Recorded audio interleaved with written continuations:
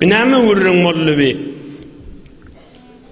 Yaxşynyň gadryny iyl bilmez, yaxşylar daşda bellidir diýilýän gurrun. Ammar ibn Yasir'in gurrununa näme? Dinläýin. Hazreti sahabi buzurgy var. Bedeni imandan tımtı kız olan beyik sahaba Hazreti Ammar ibn Yasir. Kharaca Yasir minel Yemen يطلب أخا له وفي مكة المكرمة طاب له المقام وأخ أمار'ın dədisi Yasir bula Yemen'nin Mekkeli de bula. Bula Yemen'nin öçükkelirler. Ammar ibn Yasir Mekkeli de rakim. Tayfasından neçe neferi var? Yekici neferde yok. Bir ödü öçükkeliptir. Ammar'ın dədisi Yasir. Ammar'ın dədisi Yasir. Yekici ödü öçükkeliptir Mekke'ye Mukarreme. Bir zadi iýdarlap Mekke'ye Mukarreme gelipdir. Aýştady men jaýlaşaýyn diýipdir. Mekke'ye Mukarreme'de jaýlaşypdyr. Şo tadanny jüptlenipdir. Hazreti Sümeyye bilen Allah Zülcelal bilara bir salih evlat berýär. Hazreti Ammar diýilýär. Bir mübarek evlat dünýäge gelýär Hazreti Ammar. Resulullah aleyhissalatu vesselam'ın qowwaryan sahabası. Mahbub sahabası. Bular Yemen'den göçüp gelipdir diýsene. Yaxşynyň gadryny iyl bilmez, yaxşylar daşda bellidir diye mahtun bolýşan. Uzunlum kanun mulk gelşowmy? Iyidin dinle. Laqitu Suhayban ala babi daril Arqam. Hazreti Ammar Muhammed Peygamber aleyhissalatu vesselam'ın sözünü eşitesim gelýärdi diye. Ey cemaat, Yemen'den öçüp gelin. Hani Mekke'nin adamları? Ammar Yemen'den öçüp gelin dədesi. Peygamberin sözünü eşitesim gelýärdi diye. Hani Peygamberi yerden tapmadı. Dinlen Kabe'den tawaf edip birak gidilýär, Safa dağı çykylýar. Safadan Merwa gaşyn ýortulýar. Safa dağın üstünde Erkam diyen 16 yaşındaki oğlunun bir öýü hayadı varmıştı. Safa dağın üstünde Erkam diyen 16 yaşındaki oğlun ki Müslüman, şoň öýünde kafirle şeketmez deyip Peygamberimiz aleyhissalatu vesselam şoň otagyna adamları Müslüman etdiýärmişdi. 20 yaşındaki han oğlan 30 yaşındaki merde oğlanlar jawan dostlar dinlebe görüňi. Allah'ın dostu Muhammed Peygamber aleyhissalatu vesselam 16 yaşındaki oğlanın öýünde Safa dağının üstünde müştik öýü. Hiç kim şu taada men Badr diýip şeketmez diýip şoň öýünde bolýanmışdy. Ohum Ammar şoň gapsynyň agzyna bardyr, bilipdir Peygamber şu taadadygyny. Ohum giresi gelýän bolmaly. Wagt Mekkelilerden gorkup öti. Mekkeliler kim? Peygamberin öz owadaşlary. Nebi Ekrem'in öz owadaşlary. Nebi Ekrem'in öz owadaşlary. Şolardan gorkdy. Gapsynyň agzyna bardım. Görsem Suhayb diyen bir yaş oğlan var diye. Suhayb. Vak Suhayb bireli. Suhayb de Rumli. Ol Türkiye taraftan. Suhayb Rum'dan. Ammar Yemen'den. Kahven düğünde Safa dağın üstünde ikisi birbirinden korkuttular. Şu öye girekana Peygamberimiz aleyhissalatu vesselam'ın derman nurlu sözünü eşitecekler. Kimden korkuyor ikisi de? Mekkelilerden korkuyor. Birbirinden ne çekintiyorlar. فقلت ماذا تريد فأجابني وما تريد أنت Hazreti Ammar aytdiye men Suhayb'a aytdım diye Näme isteýäň diýdim. Näme wezäppäň diýdim. Onu ol Suhayb aýtdy, Rumly. Sen näme isteýäň diýdi. فقلت له أريد أن أدخل على محمد عليه أنور التسليمات والتحيات فأسمع ما يقول قال وأنا أريد ذلك هم أمار يدبتر محمد'in sesini işitesim gelýär, sözüni dinläsim gelýär diýipdir. Aleyhissalatu vesselam.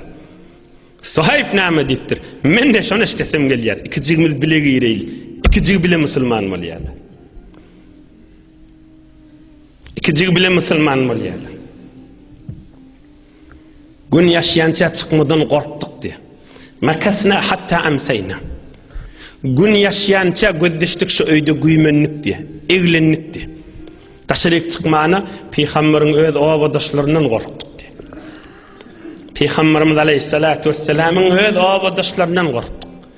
Giýje garaňqyrydy, ymrak garally, giýje bolly, ýuwaş çykdan buqanyp çykdyk diýipdir. Inha ýanky deslapda aýtýan görüňüm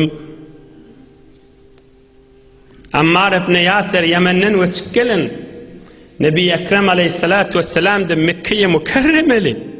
Mekke'ye mükerremeli de tutuş düşman. Bir nehilli olmalı. Vaq bir adam bilenak. Bir adamın peygamberdigin bilip düşman bolupdy. Mekkeliler aýtýanmyş, biz bilýärsiň peygamberdigini diýenmiş. On bir jaduger diýenmiştikle, bir porhan diýenmiştikle, ýene de mahkum bolup bir peygamberdigini bilýäs, ýani bolmaz diýenmişdiklerde. Ýanky Arqam diýen 16 ýaşyndaky oglanyň ady radiyallahu anh. Bir kysgaça aýdýanmyny? Arqam Safa dağının üstünde. Peygamberimiz aleyhissalatu vesselam şu Arqam'ın öýünni Kur'an-ı Kerim okap berip musulman boljaklary musulman etýänmiş. Haçan etjeli? Ta 40-45 nefer musulman bolýança. Inni bir wagt ýetjek, inni Arqam'a barylmaýar, inni umumy hemme ýerde musulman ediljek. O haçan? Bir gece Peygamberimiz aleyhissalatu vesselam dua etipdir. Allah'dan dileptir. Hudaya yalvarıptır. Hudaya diptir. Şu bukunup oğruyunca men din yayradı o teyiniptir. Ya Ebu Cehil musulman olsun, arka olsun dine, ya Ömer musulman olsun, arka olsun dine dip dua etipdir bir gece. Ertisi Hazreti Ömer gelip şolayda musulman olupdur. Arkamın öýünde. Hazreti Ömer de musulman molly, inni dige inden meylek daşarda İslam tebliğ boldy. Arqam diýanyň öýüniň kysgaça almışy. Ta Hazreti Ömer musulman bolýança, Hazreti Ömer Faruk radiyallahu anh. Şol musulman bolýança şu öýde oğrunça musulman edilýänmişdi. O da musulman molly, Allahu Ekber deyip qyğırýarlar. Aham şondan Allahu Ekber, Allahu Ekber, Allahu Ekber, Allahu Ekber. Musulmanlar üşüp Kabe tawaf etmäne gelýär. Ine ondan melek ýüze çykýar. Ömer kat İslam ra aşkar, biýar rast giti çubagy bahar diýerler şondan çyrimde. Bu gürrüňden geçeýlerdir. Hazreti Ammar Yemen'den musulman boldy.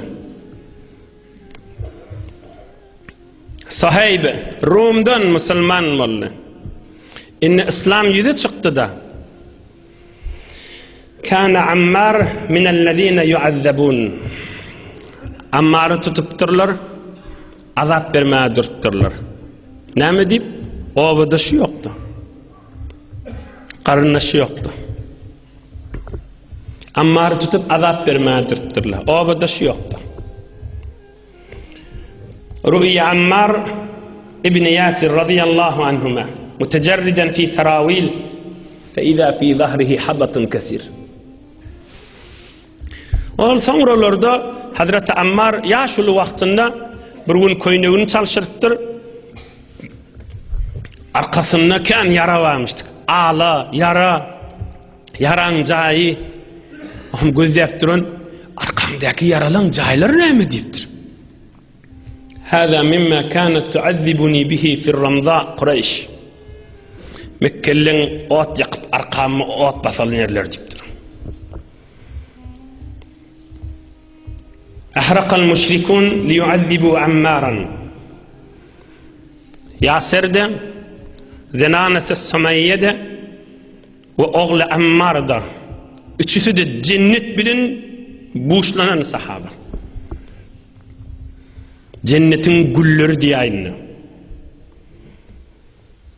Ot yakıptırlar. Şu ot bilin Ammar'a dağ basmadın çilim. Nebi Ekrem aleyhissalatu vesselam geçip baryanmıştık. Bir rivayette de Hazreti Osman menen elleşip baryanmıştık. Görse ot yakıp duranmıştıklar, o şu ot bilen Hazreti Ammar'a dağ basıp duranmıştıklar. Dinden çık deyip, Allah'a dillegur deyip, Nebi Ekrem'e dillegur deyip. فَأَمَرَّ يَدَهُ الشَّرِيفَ عَلَى رَأْسِ عَمَّارِ قَائِلًا يَا نَارُ كُونِي بَرْدًا وَسَلَامًا عَلَى عَمَّارِ كَمَا كُنْتَ عَلَى إِبْرَاهِيمِ خَلِيلُ اللّٰهِ. Nebi Ekrem aleyhissalatu vesselam Ammar'ın kellesine öz eli bilen el çekiptir ve aydıptır. Ey ot, Ammar'a inni soğuk bol, İbrahim Halilullah'a ot soğuk bol şiyal. Nebi Ekrem aydıptır aleyhissalatu vesselam. Ey ot, soğuk bol inni, İbrahim Halilullah'a soğuk bolşun yali, Ammar'a da soğuk bol deyiptir. Hazreti Ammar radıyallahu anh bir 5 mübarek söz var Nebi Ekrem aleyhissalatu vesselam'dan Ammar'ın hakkında. Muli'a imanan ila muşaşihi. Muli'a imanan ila muşaşihi.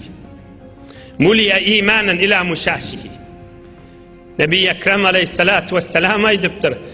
Ammar suyur defesine var yanca imanın tımtı kızıydır. Yine bir sözü. Muliye imanen ila ahmusi kademeyhi. Bir başka mübarek sözü. Keza fit tabakat. Yine bir sözü neydiptir Peygamberimiz? Hazreti Ammar ayağının etiği davanına çeli imanın tımtı kızıydır. Yankı sözünde suyur defesine çeli. Bir sözünde ayağının etiği davanına çeli tımtı kız imanın niptir. İçilenci sözü. Huşiye ma beyne ahması kademeyh ila şahmeti uduneyhi imanen. Peygamberimiz Hazreti Ammar var adaydıktır. Şihidin ayağının eteği davanının ta kuluğunun yumuşağına geliyençe tımtıkıdı imandan nettir. Kuluğunun yumuşağının eteğine geliyençe tımtıkıdı imandan nettir. Dördüncü sözü. ضرب النبي صلى الله عليه وسلم خاسرته وقال هذه خاسرة مؤمنة. Burun Hazreti Ammar'ın bıkınna şeyle yuvaştıktan vuruptur. Bıkınlıya Türkmen. Elin bıkınna koyuldu diye. Hazreti Ammar'ın bıkınna vuruptur, aydıptır. Şu bıkın imanın doğulu bıkınlıdır. هذه خاسرة مؤمنة. Şu bıkın imanın tımtıkız deyiptir. Şudur şu nuri iman şun deyiptir. Beşilinci söz. Hazreti Ali radıyallahu anh'a bir gün aytıptırlar. Hazreti Ammar dünyadan geçenden soň Ammar'dan bize gurrun versen deyiptirler.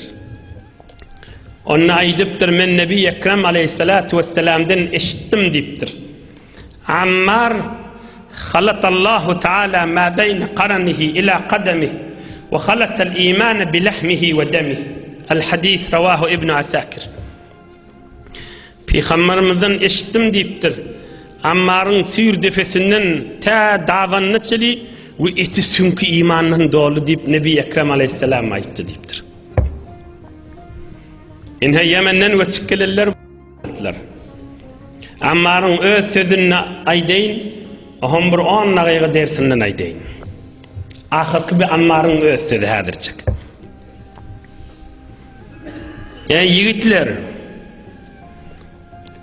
ey yaş dostlar, Ammar'ın öz sözünü dinle. 4 aydan sözü var. Bir gün Arak'ta suğun aptalına duranmıştık. Kan sahabalığın ve kan musulmanlığın arasında. 4 söz aytıptır. Hudaý çağır. Allahümme lev a'lem ennehu arzalek en armi bi nefsi minel cebel fe ataradda fe asqut fa'altu.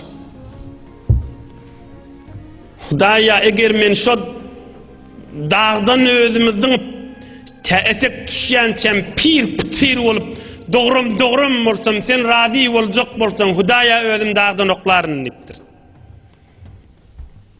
Bir söz. İkinci söz. Hudaýa eger ot yakılsa ve senin raziçılığı şonun içine oklanyp jyzyr yanmaly boljak bolsa özüm eglenmän oda oklaryn sen razi bol Hudaýa diýipdir. İki söz. Üçüncü söz. Fırat akar suwun maşynnamış. Hudaýa sen emrin bolsa ve sen razi boljak bolsaň şu suwun içine özüň oklapda içinde boğulup suwun etegini dinibi bölmeli bolsa ve sen raziçylygyň şonna bolsa eteginden çykman yataryn janym çykýança diýipdir. We dördüncüsü Hudaýa her ýere jeň meýdany girýärin senin raziçylygyň diýip girýän ve umidimde kändir senin raziçylygyň diýip giren adam boş gaýtmaz diýipdir. Ene bir de kudrete imanı. Hazreti Ammar radıyallahu anh Yemen'den göçüp gelen büyük insan. Nebi Ekrem aleyhissalatu vesselam'ın üstüne odul Peygamberimiz aleyhissalatu vesselam'ın yaşayışını aydamızda kan bu barada gurrun edendir. Ki Mekkeli adamla kan eziyet berttirli. Eziyet berttirli. Musulman olmandırlar. Kafir olup geçiptir bir tük varlar.